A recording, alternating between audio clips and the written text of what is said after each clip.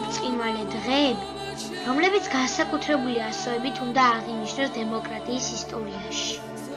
განსაკუთრებული სიმტკიცით უნდა აღიბეჭდონ დემოკრატიის მეხსიერებაში. განსაკუთრებული ზეიმითაც უნდა უხდებოდეს დემოკრატია მათ მოტრიალებას. ერთი ასეთი დღეა ჩვენი დემოკრატიისათვის 26 მაისი. 100 წლის წინ 1918 წლის 26 მაისს საქართველოს ეროვნული საბჭოს თავმჯდომარე ნოე ჟორდანიამ ეროვნული საბჭოს სახელით ქართველ ერსა და საერთაშორისო საზოგადოებას საქართველოს დემოკრატიული რესპუბლიკის დამოუკიდებლობის გამოცხადება ამოწმა.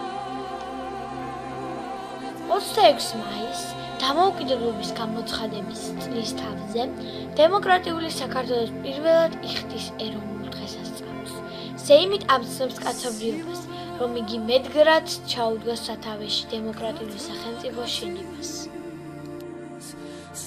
დემოკრატია, რომელიც წონსაზლებდა ბერძენთა რუსეთის ბრძოლას, რომელიც ცნობილია დასახული იდეალისათვის შეუყვარი ბრძოლით, რომლის ყოველი ნაბიჯი სახი და გონიერია, ადვილად არ დაუთმობს ერთხელ აღებულ გეზს, მას ძალით ვერავინ გამოგლეჯს ხელი და მისი სისხლით განბანილ ახალ თავისუფალ საქართველოს.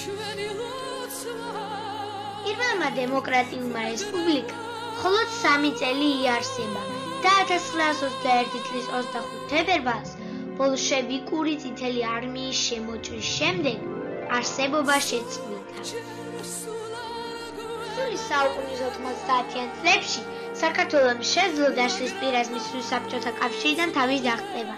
60 წლიანი ტყვეობის შემდეგ 1991 წლის 9 აპრილს საქართველოს ხელისუფლებაში მოსულმა ეროვნულმა ძალებმა 31 მარტის საყოველთაო რეფერენდუმის საფუძველზე საქართველოს სახელმწიფოებრივი დამოუკიდებლობა აღადგინეს.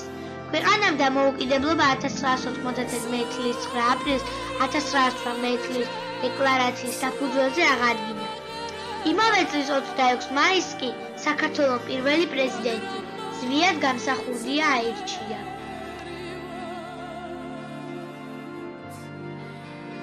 და იცოცხლებს განახლებული საქართველო გაიფურჩხნება, გაიზრდება, გაერთიანდება, მოეფინება მას ევროპის მაღალი კულტურით, განმტკიცდება მასში ძმობა, ერთობა, თავისუფლება.